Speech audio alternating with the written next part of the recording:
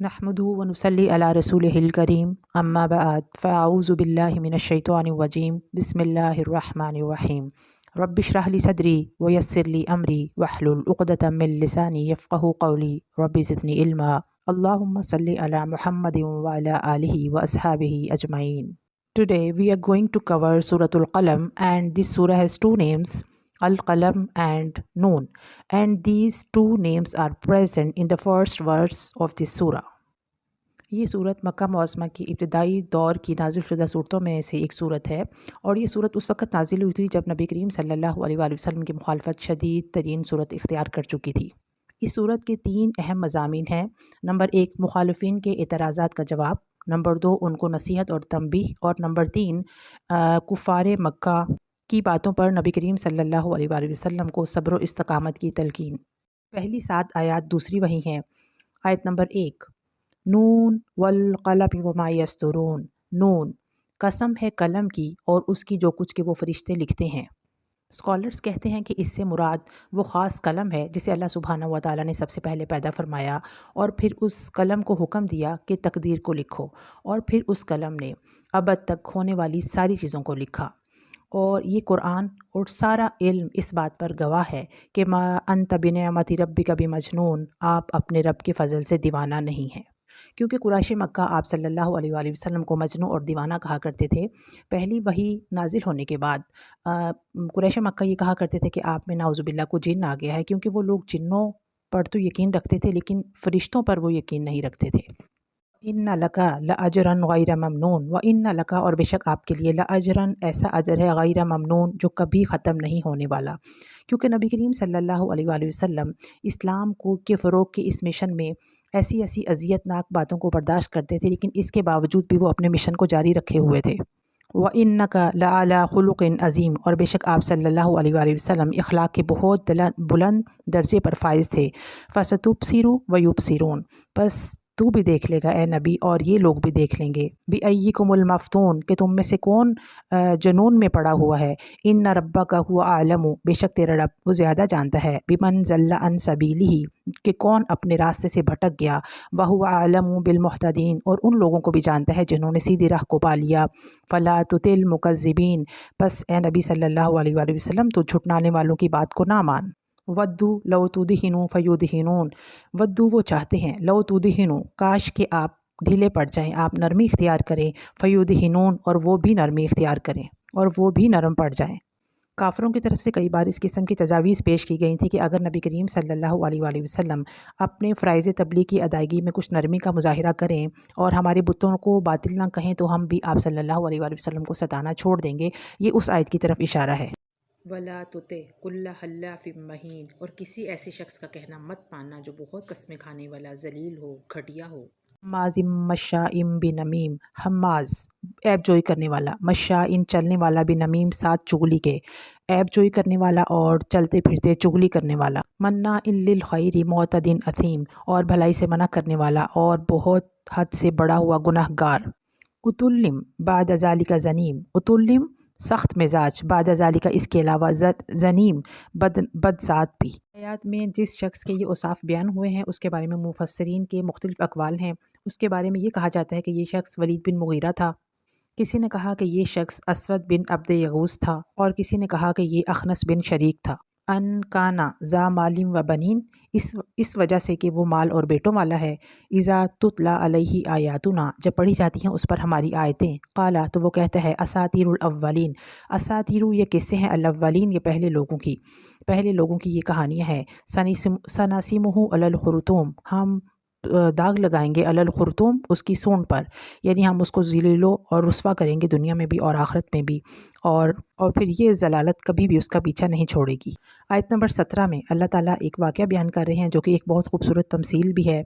इन्ना बलौनाहुम कमा बलौना अस्हाबल जन्ना, इन्ना बलौनाहुम, बेशक हमने मक्के वालों को आज़माया, कमा बलौना अस्हाबल जन्ना, जैसे कि हमने बाग वालों को आज़माया। इज़ अक़समू, जब उन्होंने कस्में खाईं, ला युस्रिमुन्नहा मुस्बिहीन, कि हम अपने बाग को या अपने फल को मुस्बिहीन, सुबह सुबह काटेंगे, यानी हम फल को सुबह सुबह काटेंगे। ये एक शख्स का वाक़या है जो कि जिसका एक बहुत बड़ा बाग था और वो बहुत इंसान नेक था। जब भी उसकी सालाना पैदावार आती तो उस पैदावार को 3 हिस्सों में तकसीम करता था। एक हिस्सा खुद रखता, एक गरीबों को देता और तीसरा हिस्सा वो रिश्तेदारों को दिया करता था। जब उसकी डेथ हुई तो उसके बेटों ने कहा कि हमारा बाप जो था वो तो बहुत फुलिश मैन था और वो सारी पैदावार को तकसीम करके हमारी जो है ना वो इनकम में बहुत ही कमी किया करता था।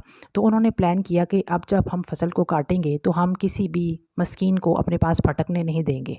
और फिर जब वो कटाई के लिए वहाँ पहुँचे तो अल्लाह ताला ने उनके बाग पर एक ऐसी आफत भेज दी कि सारा बाग जलकर राख हो गया। अक्सर रवायतों के मुताबिक ये जो वाक़या है ये यमन के शहर सुन्ना से कुछ फ़ासले पर ज़रवान नामी एक इलाके में पेश आया। वला यस्तथनून और उन्होंने इंशाअल्लाह ना कहा। फ़ताफ़ा अलैहा ताइफ़ु मिर रब्बिका, फ़ताफ़ा पस फिर गया अलैहा उस बाग पर ताइफ़ु मिर रब्बिका तेरे रब की तरफ से कोई अज़ाब वहुम नाइमून और वो सो रहे थे। फ़अस्बहत पस वो बाग ऐसे हो गया कस्सरीम जैसे कटी हुई खेती, यानी रात को वो बाग किसी बगोले की ज़द में आया और जलकर राख हो गया। फ़तनादौ पस उन्होंने पुकारा मुस्बिहीन सुबह ही सुबह अनिगदू अला हर्थिकुम इन कुंतुम सारिमीन के सुबह ही सुबह चल पड़ो अपनी खेती पर अगर तुम इसका फल तोड़ना चाहते हो। फ़न तलक़ू पस वो चले वहुम यतखाफ़तून और वो चुपके चुपके बातें कर रहे थे। अल्ला यदखुलन्नहल यौमा अलैकुम मिस्कीन कि आज के दिन कोई मस्कीन तुम्हारे पास ना फटकने पाए। वग़दौ अला हरदिन क़ादिरीन और वो सुबह सवेरे चले कि वो फल तोड़ने पर पूरी तरह कादिर हैं। फलम्मा पस जब रअौहा उन्होंने उस बाग को देखा कालू तो वो कहने लगे इन्ना लज़ालून कि बेशक हम तो रास्ता भूल गए हैं। फौरी तौर पर तो वो ये समझे कि वो अंधेरे में रास्ता भूल गए हैं, मगर जैसे ही उनको हकीकत का इदराक हुआ तो वो कहने लगे बल नहनु महरूमून बल्कि हम तो महरूम हो गए हैं। क़ाला औसतुहुम कहा उनके दरमियाने ने अलम अक़ुल लकुम क्या मैंने तुम्हें नहीं कहा था लौला तुसब्बिहून कि तुम तस्बीह क्यों नहीं करते। क़ालू तो वो कहने लगे सुबहाना रब्बिना पाक है हमारा रब इन्ना कुन्ना ज़ालिमीन बेशक हम ही ज़ालिम थे। क़बला बस मतवज्जो हुए बाज़ुहुम अला बाज़िन एक दूसरे की तरफ यतलावमून और मुलामत करने लगे। क़ालू कहने लगे या वैलना अफ़सोस इन्ना कुन्ना तौगीन बेशक हम ही सरकश थे। असा रब्बुना अन करीब हमारा रब अन युब्दिलना बदल देगा हमारे लिए खैरम मिन्हा इससे बेहतर। इन्ना इला रब्बिना रागिबून इन्ना इला रब्बिना रागिबून बेशक हम अपने रब की तरफ ही रुजू करने वाले हैं। इस आयत से ये मालूम हो रहा है कि उन्होंने अपने रब के हजूर तौबा की, उन्हें अपनी गलती का एहसास हो गया था। किसी भी इंसान पर जब कोई भी आजमाइश आती है अगर तो वो फ़ौरन अल्लाह ताला की तरफ लपके तो ये आजमाइश उसको मकबूल बना देती है। And now we are going to recite आयत number 33 and this is the moral lesson of this story.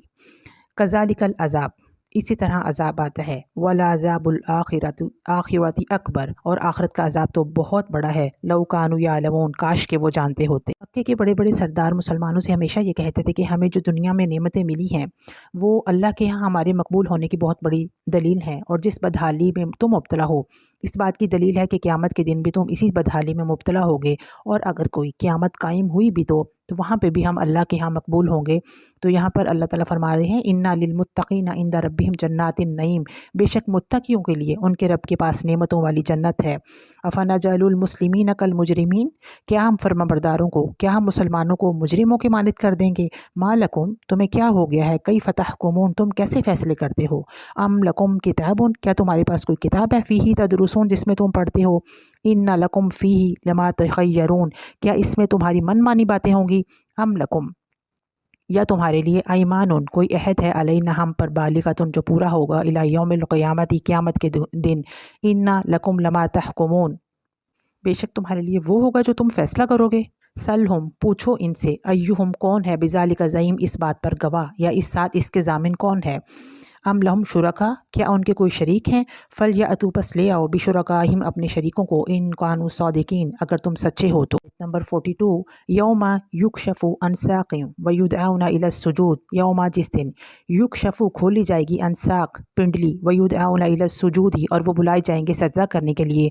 फला यस्ततीऊन तो बस वो इस्तात नहीं रखेंगे वो सजदा नहीं कर सकेंगे। यौमा यकशफु अन साक़ किसकी पिंडली खोली जाएगी और कब खोली जाएगी। तो इसके लिए बुखारी की एक हदीस है कि क़यामत के दिन अल्लाह सुब्हानहू व तआला अपनी पिंडली खोलेगा तो हर मोमिन मर्द और मोमिन औरत सजदे में गिर पड़ेंगे, यानी अल्लाह का नूर ज़ाहिर होगा। लेकिन वो लोग सजदा नहीं कर पाएंगे जो दुनिया में सजदा नहीं करते थे, जो नमाज़ नहीं पढ़ते थे या अपनी नमाज़ों को रियाकारी के लिए पढ़ा करते थे। उनकी कमर पुश जो है ना वो उनकी कमर तख्ते की तरह अकड़ जाएगी। وَيُدْعَوْنَ إِلَى السُّجُودِ فَلَا يَسْتَطِيعُونَ۔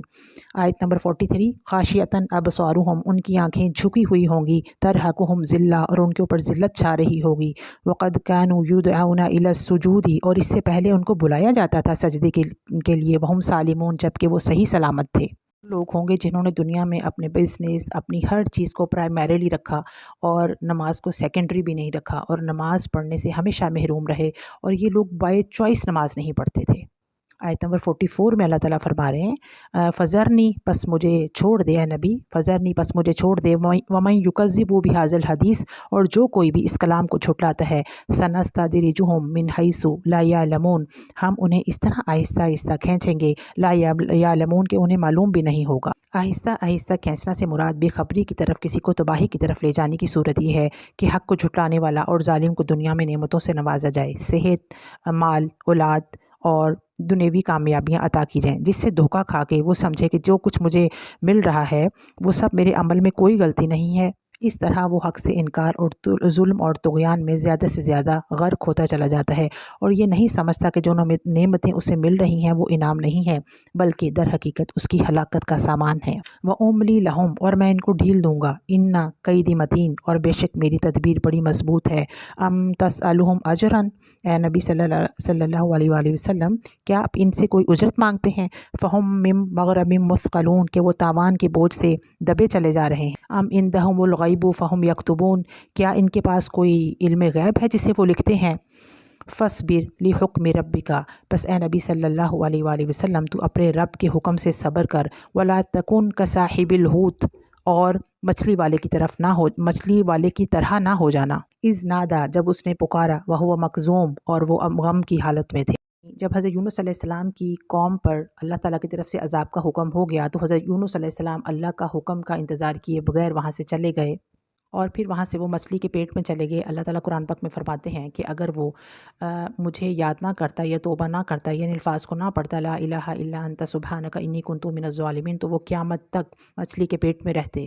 لولا ان تدارکہ نعمت من ربہ، لولا، اگر نہ، ان تدارکہ، نہ پہنچتی اس کو، نعمت من ربہ، اس کے رب کی طرف سے نعمت، لنبذا، پھینک دیا جاتا، بالآرائی، چٹیل میدان میں، وہو مذموم، اور وہ مذمت زدہ ہوتے۔